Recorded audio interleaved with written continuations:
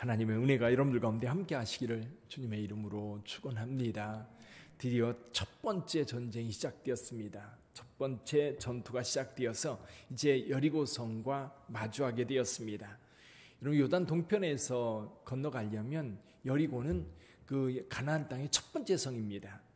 지금은 요단강이 있는데 요단강 건너는 두 개의 길이 있어요. 하나는 사해바다 바로 북쪽에 있는 지금 여리고, 거기에 이제 요르단으로 넘어가는 길이 있고요, 국경이 있고, 또 한 곳은 저 북쪽 요단강 거의 끝 상류 쪽에 가면 벳산이라고 하는 곳이 있습니다. 벳산에서 요르단으로 넘어갈 수 있습니다. 근데 여기 이제 여리고성을 점령해야 되는데, 왜냐하면 여리고성은 가나안으로 들어가는 통로이기 때문에 이 여리고성을 점령하지 않고는 가나안 땅에 들어갈 수가 없습니다. 그래서 일단 길갈에 진을 치고 오늘 여리고성 전투가 시작됩니다. 근데 이 여리고성 전투에 대한 특징이 몇 가지가 있어요. 특징 첫 번째는 뭐냐면 철저하게 하나님 전쟁이라는 겁니다. 하나님께서 이끄시는 전쟁, 하나님께서 인도하시는 전쟁이지요. 자, 이 전쟁에 앞서 먼저 찾아왔던 분이 있지요. 누굽니까? 여호와의 군대 대장이 찾아왔습니다. 그래서 이 군대 대장이 지금 이 전쟁을 이끌고 있는 겁니다. 그리고 전쟁의 방법도 특이해요. 인간의 방법이 아닙니다. 인간의 방법이 아니라 지금 성을 공격하려면 공성대라든지 아니면 성벽을 기어 오른다든지 여러 가지 방법이 동원될 텐데, 지금 여기에는 그런 방법이 아니라 굉장히 독특하고 특이한 방법, 하나님의 방법이지요. 그래서 이제 첫날 하나님께서 이렇게 명하십니다. 제일 앞에는 누가 서지요? 7명의 제사장이 7 양각 나팔 하나씩을 들고 7사람이 제일 앞서 갑니다. 그 다음에 그 뒤에 누가 따라갑니까? 언약궤를 맨 제사장들이 뒤를 따라가고 그 뒤에 백성들이 따라갑니다. 자, 길갈에서 출발했어요. 길갈에서 여리고까지도 상당히 거리가 됩니다. 이게 몇 킬로 정도 됩니다. 그러면 여리고에서 예수님 세례터 베다니까지 4킬로 정도 돼요. 바로 건너다 보이는데 가깝지가 않습니다. 근데 이제 그 베다니 인근에 아마 길갈이 있었을 것으로 보이는데, 이 길갈의 터는 지금 이제 흔적을 찾아보기가 어렵죠. 왜냐하면 거의 3,000년, 3,500년 동안 이 강물이 범람할 때도 많았고, 그래서 그 흔적을 찾기는 쉽지 않습니다. 자, 길갈에서 출발해서 여리고성 한 바퀴를 돌고 진으로 돌아옵니다. 둘째 날, 셋째 날, 넷째 날, 다섯째 날, 여섯째 날까지 한 바퀴 돌고 오는 거예요. 어쩌면 이 앞에 제일 양각나팔을 불고 제일 앞에 가는 제사장들이 한 바퀴 돌고 올 때 제일 끝에는 아직 출발도 안 했을지 몰라요. 여리고성이 그렇게 큰 성이 아니니까요. 돌아서 옵니다.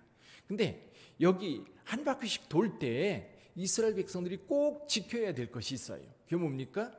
조용히 하는 거예요. 오직 나팔 소리만 들리는 거예요. 두런두런 사람들의 말소리가 들리지 아니하고 오직 앞에서 이끄는 양각 나팔 소리만 들은 겁니다. 그러니까 사람들의 대화라는 것은 의견 교환이잖아요. 사람들의 여러 가지 대화를 통해서 작전도 세우고 방법도 생각하고 의논하고, 이게 이제 인간의 대화인데, 이 전쟁은 하나님의 전쟁이기 때문에 인간이 대화할 필요가 없습니다. 오히려 순종하는 그것뿐이지요. 잠잠하게 순종해 가는 겁니다. 근데 마지막 날 7번째 날은 새벽 일찍 일어납니다. 새벽에 일어나서 똑같은 방식으로 이 여리고성을 도는데 그날은 7바퀴를 돌았어요. 여리고 백성들이 어지러웠을 것 같아요. 하루씩 빙빙 도는 그것을 늘 바라봤을 거 아니에요. 그리고 마지막 7바퀴를 돌고 났을 때 이 제사장들이 그동안 양각 나팔을 앞에서 불며 갈 때는 아마 조용하게 불었을 거예요. 이스라엘 백성을 이끌기 위한 나팔이었다면 이제는 전쟁의 신호예요. 그래서 큰 소리로 나팔을 불 때에 백성들이 일제히 소리를 지르니까 여리고성이 무너졌던 겁니다. 그래서 이제 고고학자들은 이렇게 얘기를 합니다. 아마 그 즈음에 여리고성에 큰 지진이 있었을 것이다. 여러분, 이 성벽은요, 이렇게 뭐라 그럴까요? 파괴하지 않으면 무너지지 않거든요. 이게 파괴할 무기가 있는 게 아니라 오직 이스라엘 백성들이 함성을 질러서 여리고성을 무너뜨렸는데 아마 그 순간에 지진이 일어나서 이 성이 다 무너졌을 것으로 봅니다. 그래서 이 여리고성 전투 첫 번째 특징은 뭐냐면 하나님의 전쟁이다. 철저하게 하나님께서 주도하는 전쟁이기 때문에 여호수아와 이스라엘 백성들은 뭐만 하면 돼요? 순종만 하면 됩니다. 두 번째 특징은 뭘까요? 두 번째 특징은 완전하게 드려진 성읍이 되어야 된다는 겁니다. 철저하게 하나님께 바쳐진 성읍.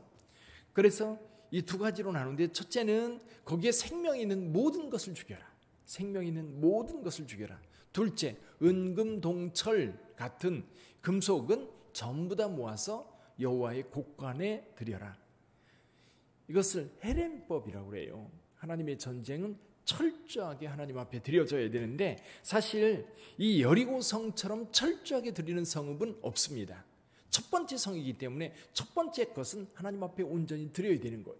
예를 들면 여러분 초태생이라고 그러죠. 처음 난 것은 다 여호와 것이다. 여호와의 것이다. 애굽에서 처음 난 자들은 다 죽임을 당했다면 이스라엘 백성들은 죽지 않았어요. 대신 처음 난 것은 다 여호와의 것이기 때문에 속전을 내야 되는 겁니다. 그래야만 사는 거지요. 그래서 양이나 짐승들 같은 경우도 처음 난 것은 무조건 여호와께 드리는 거예요. 여호와께.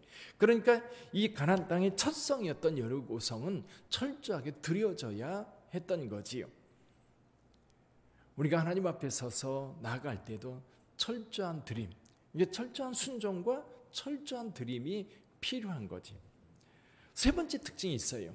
여러분 여기 철저하게 드려져서 모든 생명이 있는 것이 다 죽는데요. 다 죽는 게 아니었어요.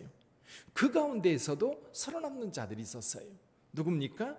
라합의 가족이었지요. 여기 그 21절을 먼저 한번 읽어볼까? 21절, 그 성 안에 있는 모든 것을 온전히 바치되 남녀노소와 소와 양과 나귀를 칼날로 멸하니라. 그런데 23절에 보면요, 정탐한 젊은이들 들어가서 라합과 그의 부모와 그의 형제와 그에게 속한 모든 것을 이끌어내고 또 그의 친족도 다 이끌어내어 그들을 이스라엘의 진영 밖에 두고. 할렐루야. 구원은요 이렇게 이루어져요. 아마 마지막 날, 이제 우리 앞에 있는 마지막 때에도 이런 철저한 재난이 이 땅에 있을 거예요. 그 가운데 살아남는 자들이 있어요. 끝까지 믿음을 지키는 자들입니다. 오늘 여기 라합 역시 하나님을 믿고 하나님의 역사에 대하여 순종하는 자입니다. 지금 가난한 모든 사람들이 두려워 떨고 있을 그때에 이 라합은 어떻게 하면 구원받을 수 있을까를 고민했을 것 같아요. 근데 마침 기회가 왔지요. 이 이스라엘의 정탐꾼이 왔는데 아마 라합은 한눈에 알아봤을 거예요. 그리고 이 사람들이 우리를 구원할 수 있겠다라고 하는 구원의 끈이 되었던 거지요. 이건 온전히 믿음입니다. 믿음 한 가지. 전쟁이 나서 다 죽을 때에 이 사람들이 나를 살릴 거라고 하는 믿음. 그리고 그 말씀에 따라서 라합은 자기 온 가족들, 친족들까지. 그럼 여기 재밌는 것이 뭐냐면 라합 한 사람만 구원받은 게 아니에요. 라합 때문에 라합의 가족들, 라합의 친족들, 라합의 말을 들었던 모든 사람들 역시 믿음이에요. 믿음. 라합이 정탐꾼들의 약속을 믿었던 것처럼 라합의 가족들도 라합의 말을 믿었어요. 예를 들면 롯을 생각해 보세요. 롯의 사위들 내일 멸망할 것이다. 이제 빨리 도망가자 할 때에 롯의 사위감들은 뭐라고 얘기해요? 농담으로 이겼다 그랬어요. 농담으로 이겼어요.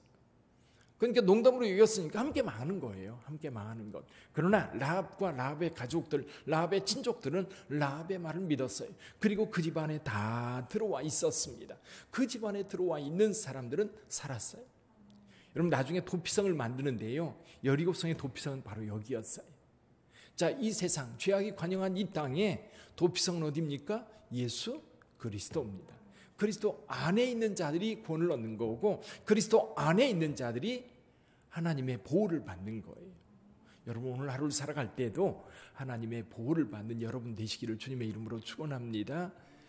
이 여리고성이 완전히 진멸되는 그 상황 속에서 라합과 그의 가족이 구원받았다라고 하는 것, 여러분 굉장히 시사하는 바가 큽니다. 오늘날도 그 구원이 저와 여러분들에게 있기 때문이지요. 자, 여리고성 전투의 특징 세 가지. 철저하게 하나님의 전쟁이었다. 두 번째, 철저하게 하나님 앞에 드려져야 했다.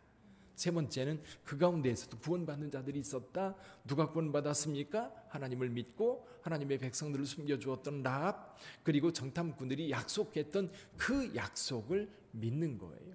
그 약속을 믿지 않았다면 아마 전쟁이 났을 때 다른 방법을 찾았을 거예요. 어떻게 하면 살아갈 수 있을까? 그리고 라합의 가족들도 끝까지 라합의 말을 믿었기 때문에 구원이 그 가정에 임하였던 거죠. 사랑하는 성도 여러분, 오늘 하루도 주님의 돌보심 속에 사시길 바랍니다. 코로나도 또 세상의 죄악이 관영한 이때에 우리가 안전한 곳, 여기 라합의 집이 안전했다면 이제 우리는 예수 그리스도 안에 있을 때 안전한 줄 믿습니다. 그 은혜가 오늘 또 여러분들 자녀들에게도 여러분에게 속한 모든 것에 임하기를 주님의 이름으로 축복합니다. 기도하겠습니다.